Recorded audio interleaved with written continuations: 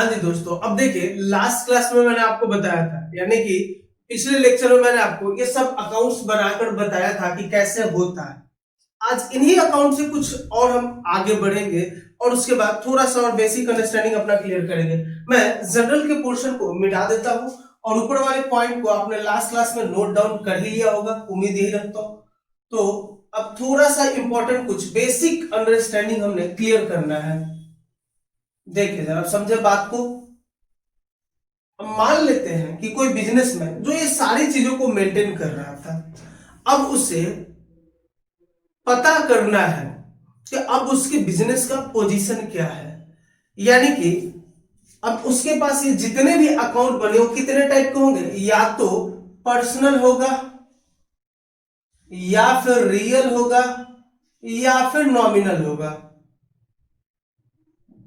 सिर्फ और सिर्फ मैं अभी ट्रेडिशनल अप्रोच के बेसिस पे बात कर रहा हूं। तो यहां पे होगा क्या, जितने भी नॉमिनल अकाउंट होते हैं वो कहां पे चले जाते हैं, अभी मैंने बताया आपको कि ट्रेडिंग अकाउंट में या प्रॉफिट एंड लॉस अकाउंट में, पक्की बात है। और जितने भी रियल और पर्सनल अकाउंट होते हैं ना, ये हमारे बैलेंस शीट में चला जाता है, यानी कि ये फिर से नेक्स्ट अकाउंटिंग पीरियड में दिखेगा, पक्की बात है। तो अब बिजनेस अगर मान लेते हैं कि इससे हमारा फाइनेंशियल स्टेटमेंट तैयार करना है ना, और फाइनेंशियल स्टेटमेंट में क्या दिखेगा, ये बैलेंस शीट दिखेगा ना, trading account and PL account दिखेगा। तो अब हम करें क्या, अब इसके लिए सबसे पहले हमें क्या करना होगा, जितना भी हमने अकाउंट बनाया अब इसका बैलेंस हमें चेक करना होगा, किससे हमें कितना लेना है, किसको कितना देना है, क्या हमारे पर रिस्पॉन्सिबिलिटी है, ये सारी चीजें हमें कितना एसेट्स सब पता चल जाएगा अब इन अकाउंट से। तो इन सारे अकाउंट्स के बैलेंसेस को जो हम एक जगह करते हैं, यानी कि अब जितने भी अकाउंट्स हैं उनके बैलेंसेस को हम एक जगह करेंगे। देखिए जरा, इसको भी मैं मिटा दे रहा हूं, नोट कर लेना ये जरूरी है। अब इन सारे अकाउंट्स के बैलेंसेस को मैं एक जगह करूं अगर, तो हम क्या करेंगे, जितने भी अकाउंट है या तो उनका बैलेंस क्रेडिट होगा या डेबिट होगा, इससे अलावा कुछ तो हो नहीं सकता है ना। तो यहाँ पे डेबिट बैलेंस का अमाउंट होगा, अमाउंट हम लिखेंगे, डेबिट बैलेंस ऊपर हो गया यानी कि अमाउंट, ये भी अमाउंट क्रेडिट का, और ये पे क्या है हमारे पास। अब देखिए जरा, सबसे पहले हम बात करते हैं कैश अकाउंट का। तो कैश अकाउंट का बैलेंस क्या बचा है, डेबिट बैलेंस है ना कितना, 3,43,200। तो डेबिट साइड में हम लिख देंगे 3,43,200 का, पक्की बात है। नेक्स्ट अकाउंट क्या हमारे पास, कैपिटल अकाउंट। तो कैपिटल अकाउंट, इसका बैलेंस क्या है, क्रेडिट बैलेंस है ना, देखिए जरा, क्रेडिट बैलेंस है कितना, 5 लाख रुपए से। तो हम यहां डाल देंगे कितना, क्रेडिट बैलेंस में 5 लाख रुपए। नेक्स्ट देखिए अब परचेज अकाउंट। परचेज अकाउंट भी हमारे लिए क्या है, डेबिट बैलेंस बता रहा है, कितना, 1 लाख रुपए का, 1 लाख का हो गया। अब नेक्स्ट देखें इनपुट सीजीएसटी, ये भी डेबिट बैलेंस दे रहा है, कितने का, 6,000 का। तो इनपुट सीजीएसटी अकाउंट 6,000 रुपए का डेबिट बैलेंस। अब इसी के जैसे एक और अकाउंट मैंने बोला था आपको बनाने के लिए, क्या, इनपुट एसजीएसटी अकाउंट, और वो भी सेम होगा, बस यहाँ पे नाम चेंज होगा। तो वो भी क्या बैलेंस देगा, डेबिट बैलेंस। तो हम यहाँ पे क्या लिखे, इनपुट एसजीएसटी अकाउंट, कितना, 6,000 का। नेक्स्ट अब देखे महेश अकाउंट, और महेश हमारे लिए क्या होता है, एसेट होता है, डेटर है ना, और डेटर का हेड क्या होता है, डेबिट साइड होता है। और यहाँ पे आप देखें आप तो डेबिट बैलेंस ही दिख रहा होगा, क्या, महेश अकाउंट, कितने से भाई, महेश का अकाउंट दिख रहा है, महेश का अकाउंट दिख रहा है 1,12,000 से, पक्की बात है। और देखें सेल अकाउंट, सेल्स अकाउंट जो है वो क्रेडिट में जाएगा, क्रेडिट बैलेंस वहां पे दिख रहा होगा 1,10,000 रुपए का। Output CGST, output CGST account, ये दिख रहा होगा हमारा क्रेडिट बैलेंस कितने का, 6,000 रुपए का। और इसके जैसे एक और अकाउंट मैंने बोला था बनाने को, क्या, आउटपुट एसजीएसटी अकाउंट, और उसका बैलेंस भी सेम होगा, कितने से, 6,000 रुपए से। ये भी हो गया। अब नेक्स्ट है फर्नीचर अकाउंट। अब फर्नीचर का अकाउंट क्या होता है, देखें फर्नीचर अकाउंट, फर्नीचर अकाउंट का डेबिट बैलेंस है कितने से, 10,000 रुपए से।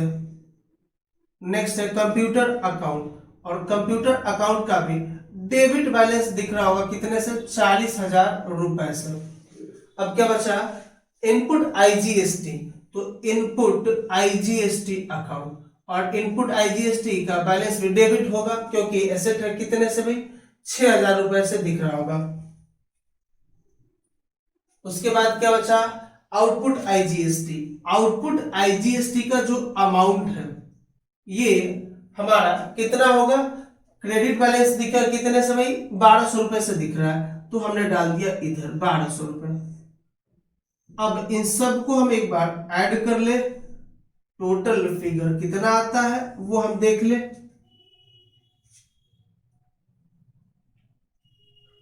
देखे जरा, अब सबसे पहले हम, अब चाहे किसी भी साइड आप ऐड करो कोई दिक्कत नहीं है। छोटे वाले को पहले करते हैं, तो 5 लाख, 6 लाख 10,000 यानी कि, और 6 लाख 10 12 22,000 23,200।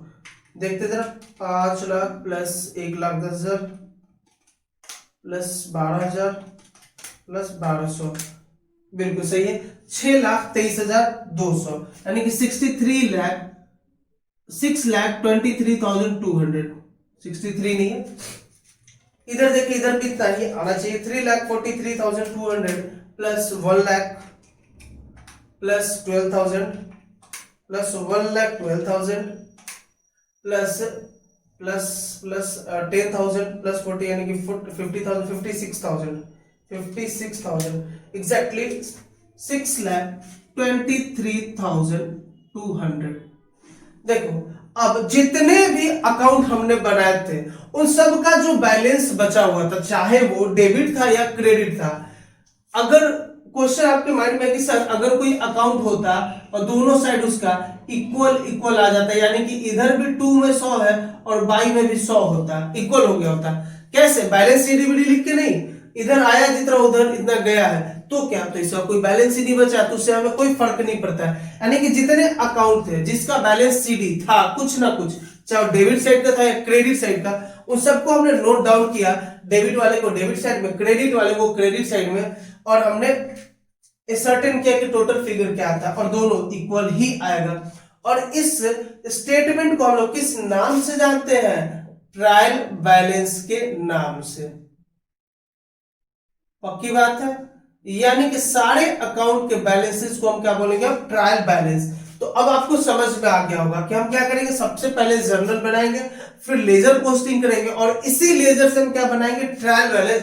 अब इस ट्रायल बैलेंस हम क्या बनाएंगे, ट्रेडिंग एंड पीएनएल अकाउंट। अब हम देखेंगे कि कौन कौन सा अकाउंट नॉमिनल है और रियल है। सिर्फ नॉमिनल अकाउंट कहां पे जाएगा, ट्रेडिंग एंड पीएनएल में, बाकी जो भी रियल और पर्सनल अकाउंटिंग वो कहां पे जाएंगे, वो कहां पे जाएंगे, हमारे सारे के सारे बैलेंस में। अब देखिए आप, यहां पे सिर्फ 2 अकाउंट जाएगा आपका, कहां पे, नॉमिनल आपके ट्रेडिंग एंड पीएनएल में, एक तो सेल का अकाउंट जाएगा, एक परचेज का अकाउंट जाएगा, और देखिए और क्या कुछ है क्या, बस सिर्फ यही 2 जाएंगे, और जो प्रॉफिट आएगा वो सीधा चला जाएगा हमारा कहां, यानी कि हमें पीएल बनाने का कोई जरूरत है, कोई एक्सपेंसेस ही नहीं है। अगर यहाँ पे सैलरी होता, कमीशन होता, इंटरेस्ट होता, तो वो सब पीएल में ऐड होता है या लेस होता है, यानी कि उसके डेबिट साइड में जाता है या क्रेडिट साइड में, और फाइनल फिगर फिर कहां पे दिखता, बैलेंस शीट में। तो उम्मीद करता हूं कि हमारा जो ट्रायल बैलेंस का क्लास था, मैं इसको यहीं पे वाइंड अप करता हूं, और जो लेजर का क्लास था, सॉरी ट्रायल बैलेंस तो अभी आगे हमने देखना है, लेजर का जो क्लास था यहीं पे हम वाइंड अप करते हैं। और इसी से मैंने आपको एक हिंट दे दिया कि ट्रायल बैलेंस हम कैसे बनाते हैं। तो मिलते हैं फिर नेक्स्ट क्लास में नेक्स्ट टॉपिक के साथ। थैंक यू दोस्तों, थैंक यू।